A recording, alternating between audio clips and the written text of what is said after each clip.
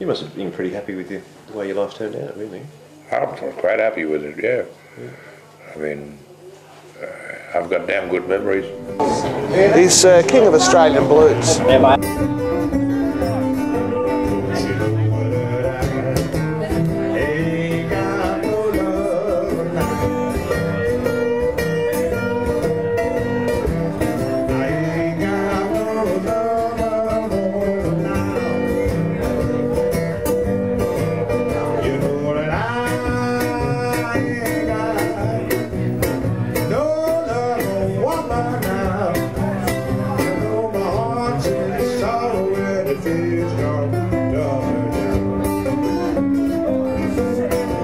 Often be used because we were just guitar players, you know, just solo performers. We'd have to do like radio with pictures or whatever the current music promotional shows that were on, and we'd have to be like, I remember one tour in New South Wales, we had to be up at Ultimo or somewhere terrible like that at about 7 o'clock in the morning ready to sing, you know, but we never got on till 10, but we had to be ready to go. It was just that used to wear Dutch and me out, and both he and I got into trouble with the hierarchy of the organisation for not being willing to bend over, basically, you know, for the money or for the gig, you know. And both he and I would hate shopping centres and just refuse to do them and stuff like that. I also remember an amazing incident when the entire Melbourne Symphony Orchestra, everyone was involved with this big jingle because we used to do those kind of things too. We'd get farmed out to do, because we were sort of well-known characters in this stable, well, we'd go out and do jingles and stuff, you know.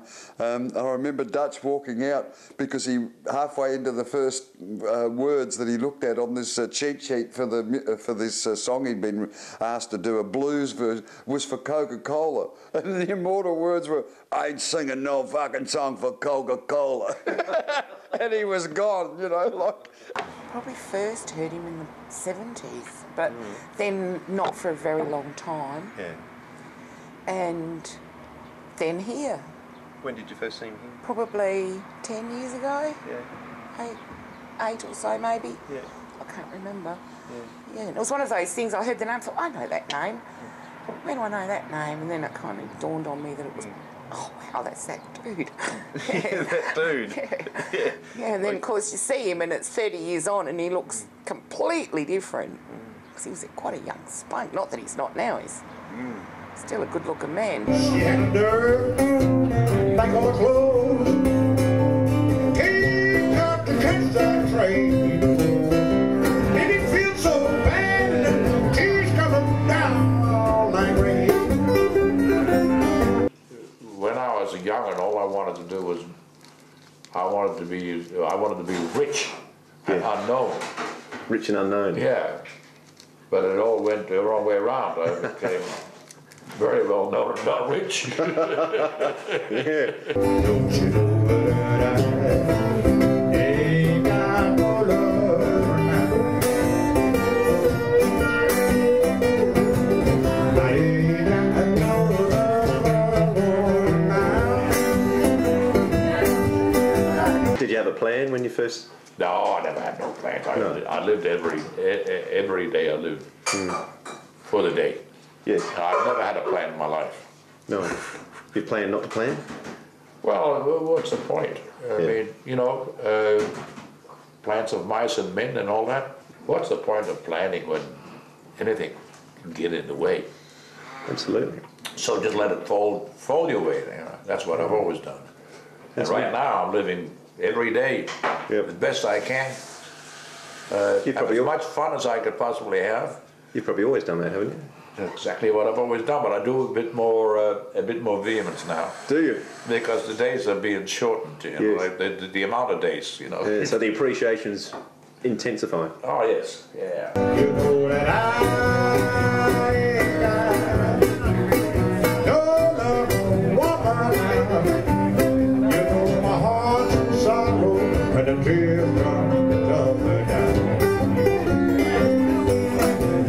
But music is a business, and It is. when did you realise that you were able to do music as your career? Oh, it was never meant to be a career. No? I just sort of kind of fell into it. What happened was when I was about 18, I got myself a guitar, and I started picking the damn thing, and then you know, I was always interested in blues music. Yeah. And I was painfully shy, you know. I used to go up to ladies and say really stupid things. But once I started picking that guitar at parties, the girls used to come to me and say stupid things. Yeah, that's much easier. So I thought, this is a good look here, you know. Yeah. And, you know, as I said, I played at parties, and then I want to play in the coffee lounges that was going on at the time. Whereabouts is that? In Melbourne? Or? In Melbourne, yeah. Yeah. Or around Melbourne. Yeah. And this is in the 60s? late 50s. Late 50s, yeah. Late 50s, early 60s. So you were a teenager when you started playing these places? Yeah, I was about 18 or something. Yeah. And anyway, I was a tool setter and up till 1972 when I made my first record with Bootleg. Yes. I was doing a day job. You know, Yeah. that was my thing. Was that record really changed your life? Or? Well, not the actual record itself, but the touring with the Bootleg family. Starting tours like that, I couldn't keep a day job no more. Yeah. And then I started to rely on music for a living. And of course, in the 70s, they were paying good money back in those days, you know. Yeah, yeah. I mean, some of the gigs that I do now, they for what I get paid, in the 1970s, if they gave me the same price, I would have laughed at them. Yeah, yeah.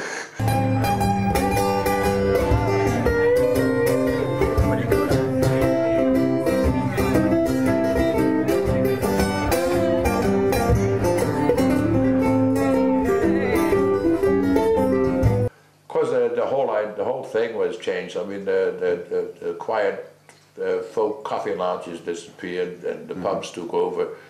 But we had some really good bands around Melbourne that I could play in the middle of. Who Right? were some of those? Who were some Well, of I those used bands? to, on a regular basis, I used to play with the Dingoes. Yeah. And what I used to do, it was I forget the name of the joint, it was in Carlton. The Imperial, I think. Yeah. Well, it wasn't called that then, but it's the Imperial Hotel. Yeah. The Dingoes would open up, and then they'd take a break, and I'd do a solo thing. And then the Dingoes would get back on again, and for the last set, Chris Stockley would drop out, and I would fit in, and we became the Pups. The Dingo Pups. The Dingo Pups, yeah. I don't know what they call that, the Pups, yeah. And that went on, I forget, I think it was a Thursday night. Yeah. It was always a full house. Yeah. And people didn't mind paying their $5 to get in. Yeah. $5, which is about $25 today. Today, yeah. Yeah. Yeah. People didn't mind. Yeah. Now, all the pubs, free music. Yeah. Yeah, call it music. Yeah, yeah. But it costs you nothing to go in there and get yourself off your face while Boom Crash Band is happening, you know. Ain't got no love now.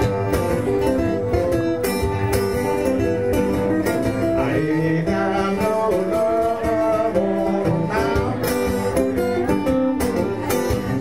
You know that I ain't got no love now. And though my heart's sorrow and tears come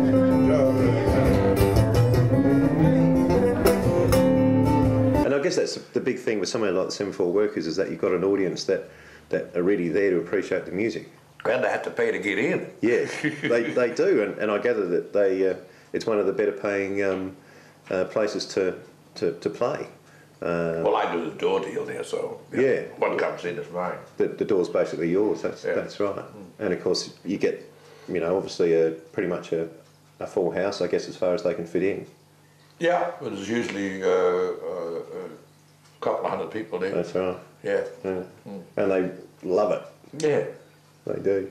Yeah, they do appreciate it. I mean, when I do a really nice, quiet, soft one, they actually listen. So a lot of places, people just. I played in pubs where they've got the screen on there and the football's on. Oh, jeez. Hey, thank you very much. I'm just doing a really nice, gentle little song, and also get this bloody roaring noise going on. Yeah. Oh, yeah, that's very pisses me right off. It would. Places like that, unless the management turns the bloody thing off, I just won't even go on there. Yeah. Tell them, nah, you got that on? I'm not playing. Yeah. Well, you're surely be respected enough that you could pretty much call the shots, I guess. Yeah, I do it. Yeah. Yeah. I've done it in the past. I pulled the plug on things. Yeah. Yeah. See you later. Yeah. Stick your money up your ass. Yeah. Well, that's your prerogative as a leading statesman. Exactly. Yeah. With the Blues.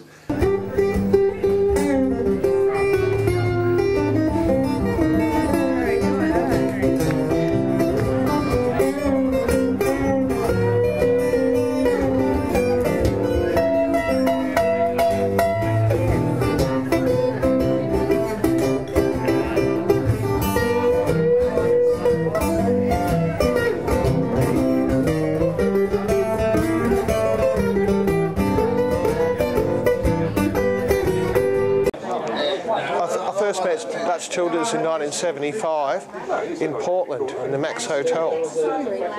I wagged the day off school so I could get down there early because the publican told me he was coming in around lunchtime and probably hanging out in the bar and having a few games of 8-ball. So I thought I'd meet him early, being a young guitar player that wanted a direction to go and just discovering blues. And I did. I got down there, Max Hotel, met him early, had a few games of 8-ball with him. My memory serves me correct, I believe I won 3-1. So you've known Dave for how long? Well, I've known both of those guys since when I first played there, somewhere in the 80s, was it 70s, 80s, early 80s. Oh, yeah. Yeah. And that would have been probably pretty early in Dave's involvement, and he was there the first time you went there, or? Yeah, he would have been, because I think he was president at the time. He was, yeah. Dutch's history at the Semaphore Workers Club goes back before me.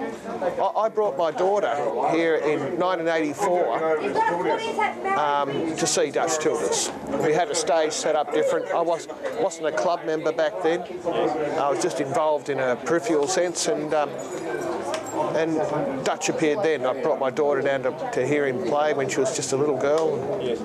Some days, some places are better one day than they are another, you know. But of the regular places, Semaphore Club, I always thoroughly enjoy. Yeah. I actually thoroughly enjoy playing in Adelaide. It's always been good. I used to play at the Governor Hindmarsh. Yeah. Yeah. Yeah. And as a matter of fact, I stayed with the Tompkins for a night while I was there last. Oh yeah, yeah. Very, very nice, hospitable, generous people. And they were there to see you the other night? Yeah. Yep.